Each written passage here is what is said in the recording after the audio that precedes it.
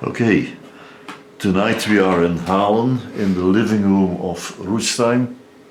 When you look around, you can see the living room as a part of the tour in the Netherlands and Belgium of a great man just before me, a solo performance of an artist from Melbourne, down under, Australia, with a not real sounding Australian name, LLOYD SPIEGEL. Yeah, it sounds a little more European, doesn't it? Yeah, because when you go, LLOYD means a grey-haired person, and Spiegel is translated for us a mirror. I would love to have grey hair. I have no hair. No, I'll be happy with grey hair. that's your real name. Yeah, Yeah. old grey-haired mirror. It's not a lot of fun, is it? So the first thing that I always do is go to Google and I Google the name LLOYD SPIEGEL, and then you can read on your screen an Australian guitarist, songwriter and singer. He began to perform at the age of 10, somewhere in the 1999. Yeah, a little earlier than that. Yeah. No, in the early 90s. And you have released more than, let's say, about 10 albums.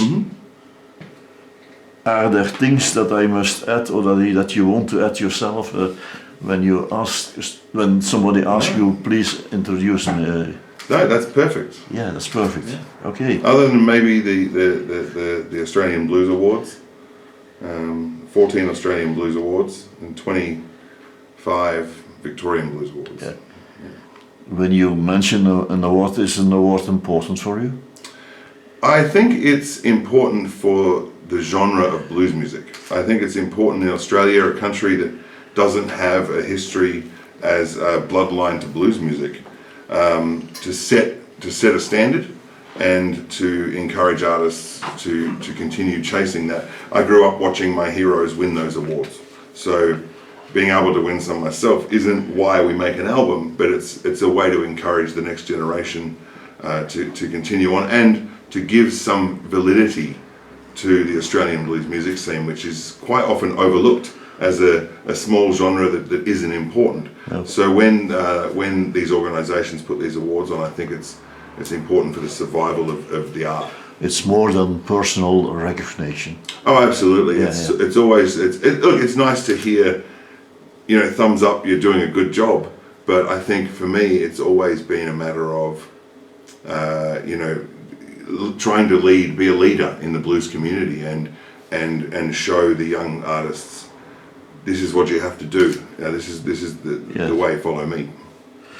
We have already mentioned that you started, I cannot say your career, but at the age of 10 you were already interested in music.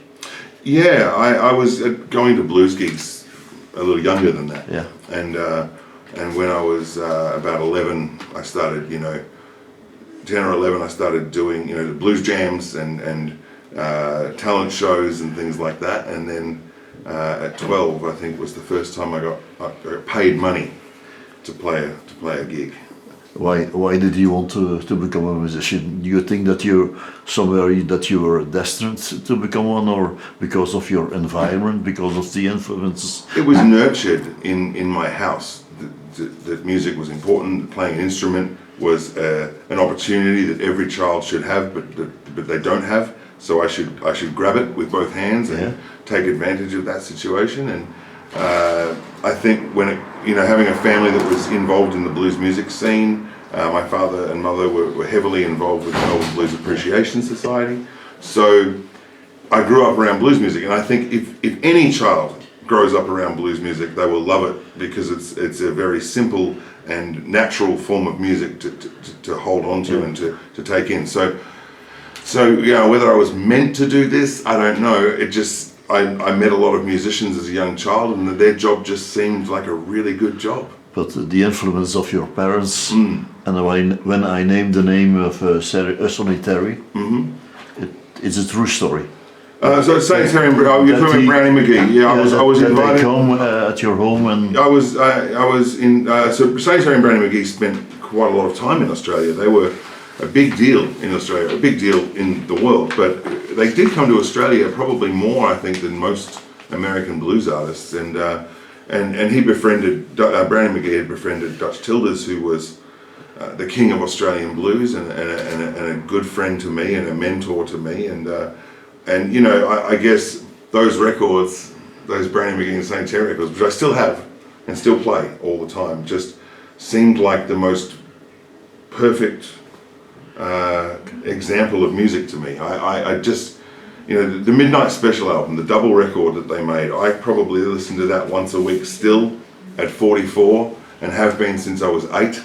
I think it's just the most perfect blues recording ever made, and the duo of Sonny Terry and Brownie McGee, I think, is unmatched.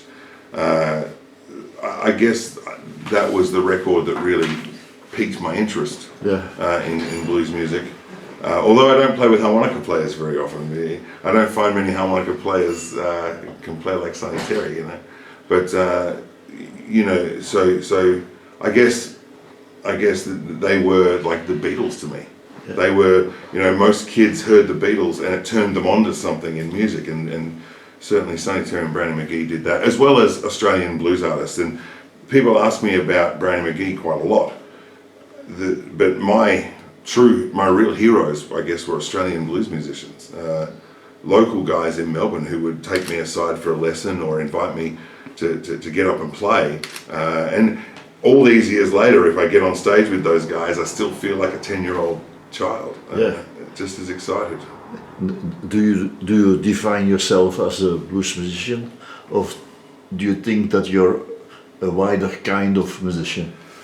Well, I think blues music is a foundation and a stepping stone to all music that came after. So I love borrowing back from styles that were created from the blues and injecting it back into blues music, because I think blues music should evolve.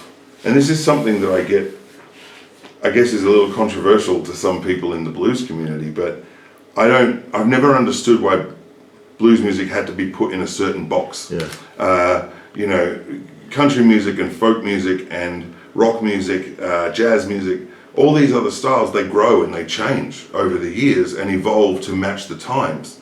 But sometimes when you do that with the blues, you're considered to be a Judas of some kind. And I've always wanted to fight against that and push the boundaries of where blues music is. What I say is that my show is blues-based. My heart is in the blues. It's the only genre I ever really learned to play. So everything I play has an element of blues in it, but I also like to push the boundaries and try and reach an audience that maybe hasn't heard the blues before and still entertain them. So, you know, my show is part comedy, it's part folk, it's part funk, and all of it has its basis in the blues. That's still the root of that tree for me. Another part of you is the part of being a songwriter.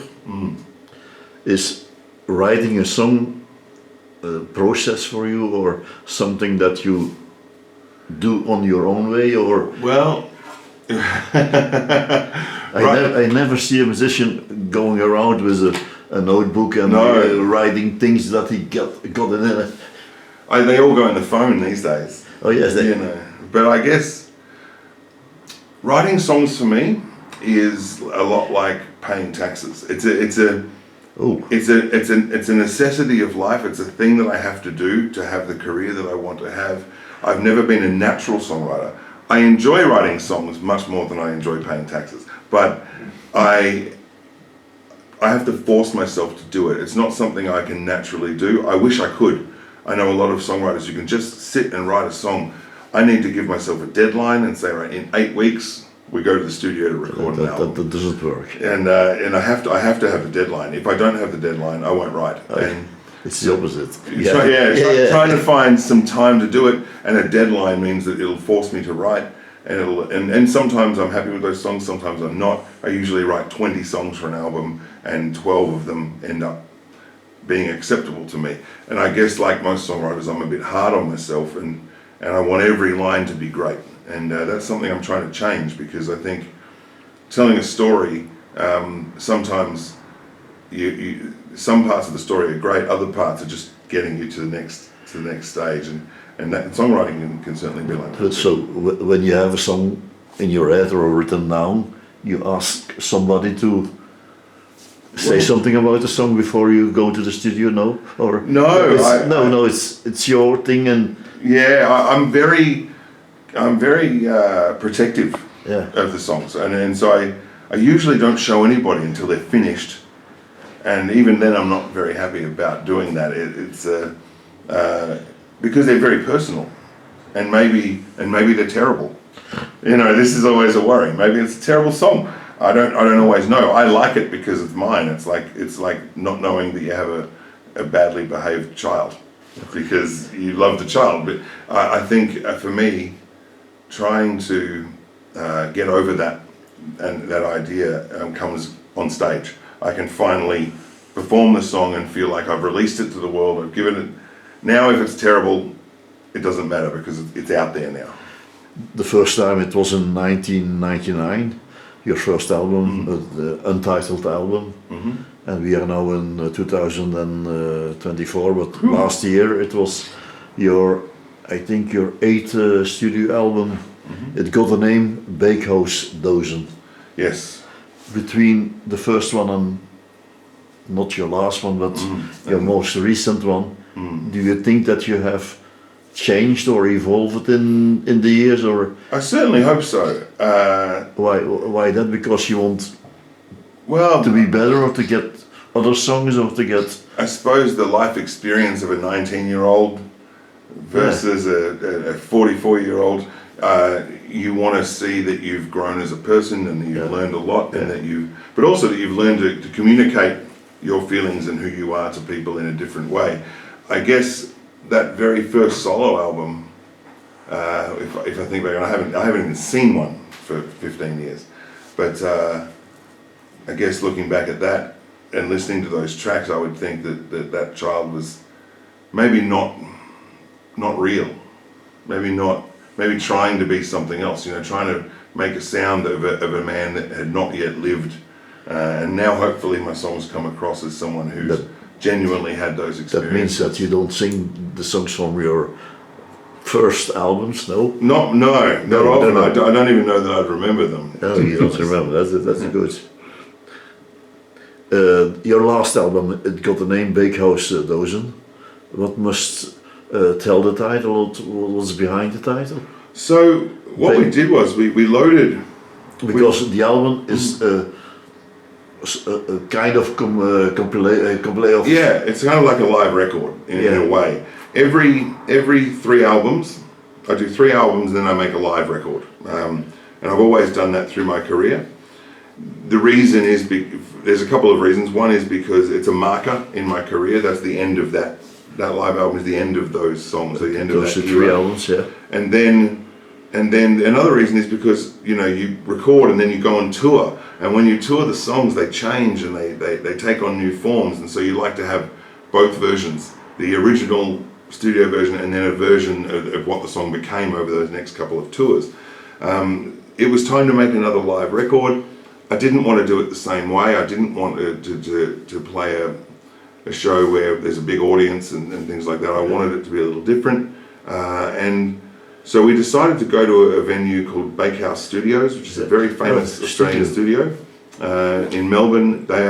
It's kind of like ground zero for us, the Melbourne music scene. It's a really well-known and long-standing studio where big rock stars go to rehearse and record and spend time before tour. And we thought, let's load into one of their big, beautiful rehearsal rooms, bring all of our gear and hit record and do live versions of these songs from the last 3 albums. Yeah. And honestly, I don't think I'll ever record it differently again. It's the way it has worked. Because I'm a live performer, much more than I'm a studio performer. It was a great way to make a record. We finished the album in a couple of hours, and we were able to really, you know, present to the audience, this is how those songs sound live on stage. You were not alone in the studio. You did it with 3. Yeah. With Tim Burnham and great lady Liza Bears. Yes. So Tim's been playing with me on and off for 15 years. He's done a lot of my albums, a lot of my tours. and we've known each other for many, many years, and he's just a wonderful touring partner and a wonderful drummer who, whenever I do anything that's not solo, he's there. And Lisa's my partner. Lisa's my partner, and she's been on albums before. She's popped up on a song here or a song there. Yeah. But I guess over the pandemic, we decided that we like spending time together, and so that the best way to do that was for her to join the show. She's a magnificent musician and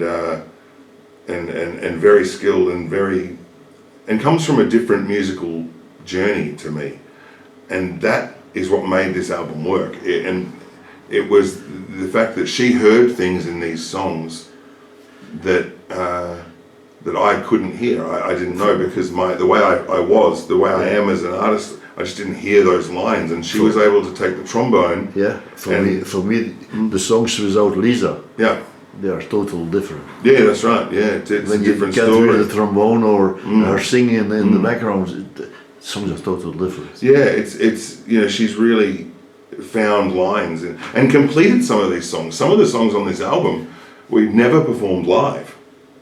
Tim and I felt that the album version was okay, but there was too many overdubs, or there was too much work to do on stage to make them stage ready, and we'd never performed them. And when Lisa joined the fold, we were able to get her to use those lines, and because she can use her trombone as a trombone, but also as a bass instrument, or as just a nice melodic line underneath things to add a little bit of flavour to the song that it didn't have before. Tim and I are in charge of groove, and we're both groove players, but Lisa just heard things in it. So the trio toured Australia last year and Canada as well, and for some festivals, and it's been, I think, the biggest change for me in a long, long time, and also a really challenging one to completely reinvent the show.